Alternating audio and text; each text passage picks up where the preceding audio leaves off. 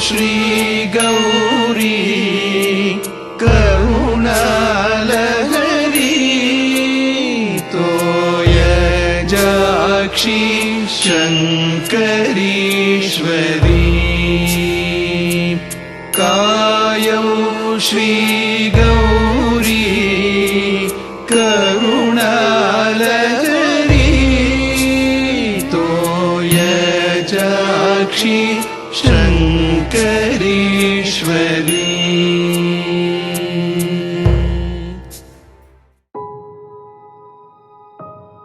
See, my father had a very awe-inspiring personality. When you saw him, you thought, oh, he was very awe-inspiring. We have a prayer which says, Sarve Sukhino Bhavantu.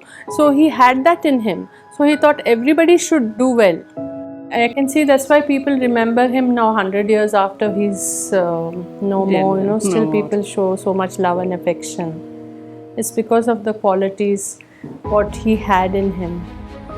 He had a multifaceted life. See, that's a gift he got, I think, from his, they say gift of God or your talent. When you receive such things, then you're able to do so many things.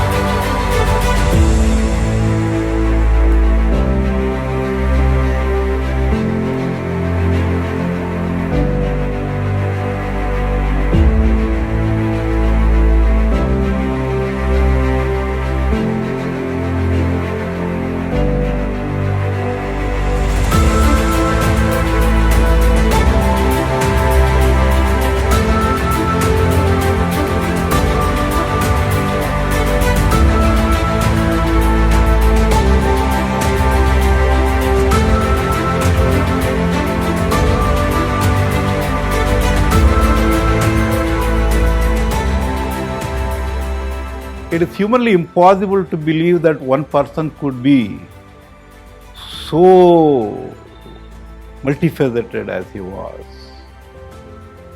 So that is something which, that too at such an young age. At 1940 when he became, then you will have to go back, what is the baggage he got it? Right? The baggage he got it was very bad. He graduated in 1938. Married in 1938.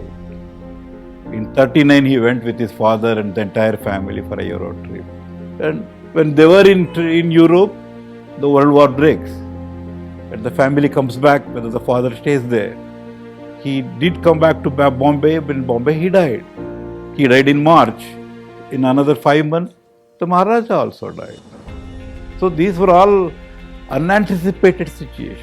And suddenly you are thrown into the wolves. You are the Maharaja, you govern. So that is as far as the political and personal issues. But in between some other tragedies were there. What is that? He lost his father, he lost his uncle. Then within 1 year there was a broken marriage. So how much can a 21-year-old who can cope up with? In this period, he got his sisters married and then he remarried. The one more was the war. He inherited the war also, World War. So he had to manage the war situation. So he did enormous things in fundraising, sending our Mysore squadrons to Malaysia and things like that. And apart from that, offering like even the Bombay Palace, the Madras Palace, everything was offered to the government of India military as a war effort. So they were using it freely. He started a air squadron for the British. An entire squadron known as the Mysore squadron was raised by him. Even today, Mysore squadron with this logo of the gun bearer is still there. In between, he also, as a promoter, you could see him, as a sport. The first Olympic games in those days, what is local in India was held in Bangalore. Look out for E.L. Phillip from Madras, the coloured boy lying second from the end. He's a great sprinter.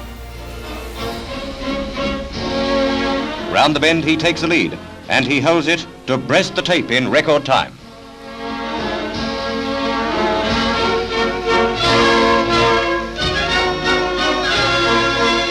Carrying a man-sized share of the programme is champion weightlifter Raj Gopal of Mysore. If you're looking for muscle, he's got a few to spare. Carry a bag, sir. Lord Wavell watches India's marathon ace Abu Naga, 67 years old, and still confounding the critics by finishing a 26-mile race under his own steam.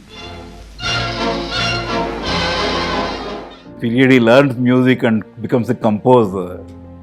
Because of the war effort, the musical situation is very bad. He virtually lifts the scene in there by promoting people like Metner and whatnot. But in all that, he has never gone. He is managing sitting here. So when you look at all that, so you think he had an extraordinary ability to administer.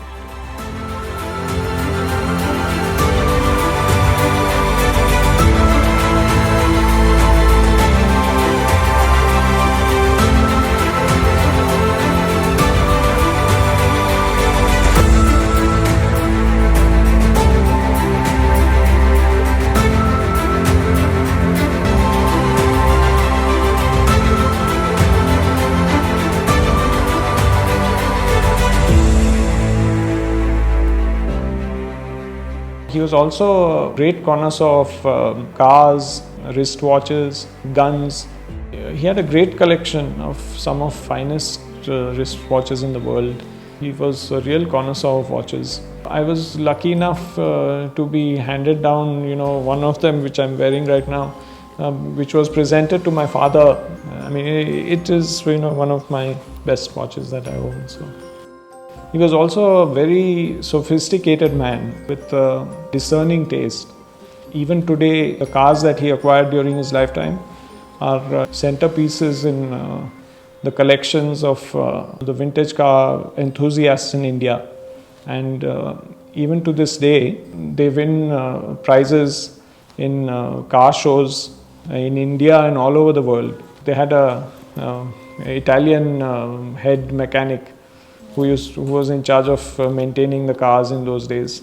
And of course there's that famous expression that all these the car companies like Rolls-Royce and Bentley, they say it's known as doing a Mysore, because when they used to buy cars, they used to buy 7 at a time, because it had something to do with numerology or something like that. So they would always buy 7 cars at a time. So the company used to, it was known as doing a Mysore.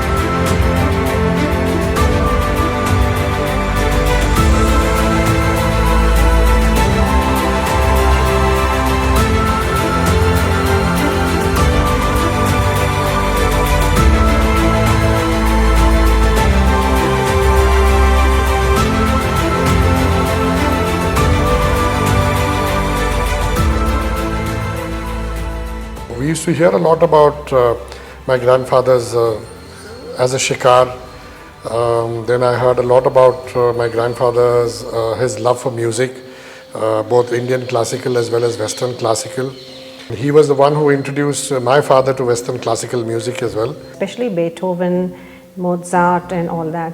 But his favorite always remained Beethoven. My mother was also quite proficient in playing the piano, and she used to love Mozart.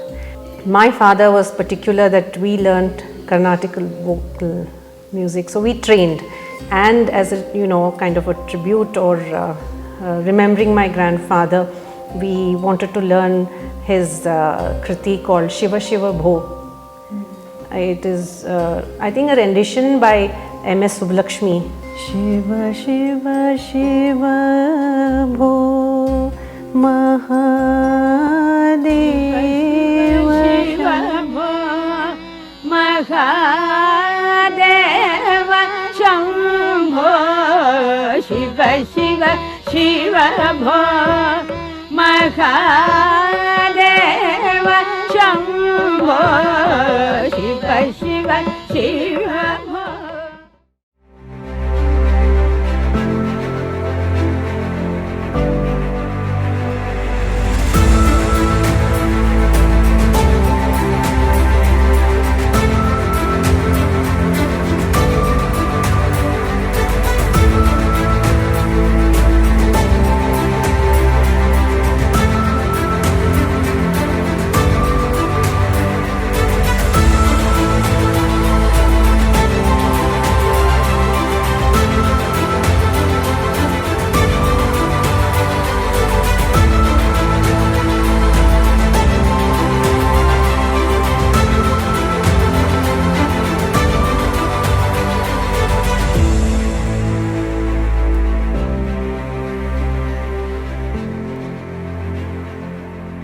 He was a very stoic person, and I think what helped him was his philosophy, his religion.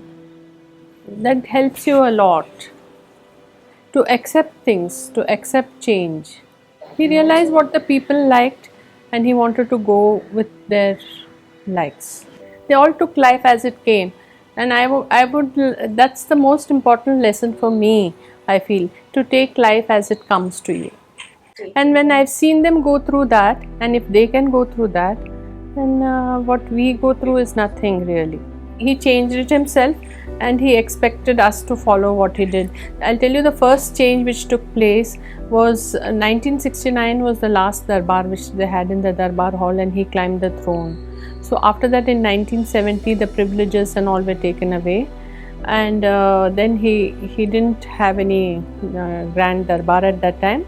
He just, the throne was put up, he took his sword and he kept it in the Ambavilas. Then they started keeping the throne in the Ambavilas, and he took the sword and he put it on the throne and he sat next to it on a chair, which set this thing precedence to everybody, that now no longer does he enjoy those privileges of the Maharaja, and he has given whatever, because Dasara is a very religious, ritualistic function for us.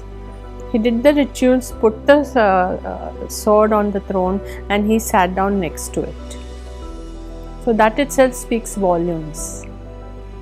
So, you know, that shows, I don't know what, it was a very emotional moment.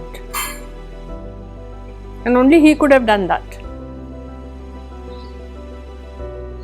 Professor Satyanarayana told, has written in a book, probably when the Brahma created a mold, after his birth he destroyed it.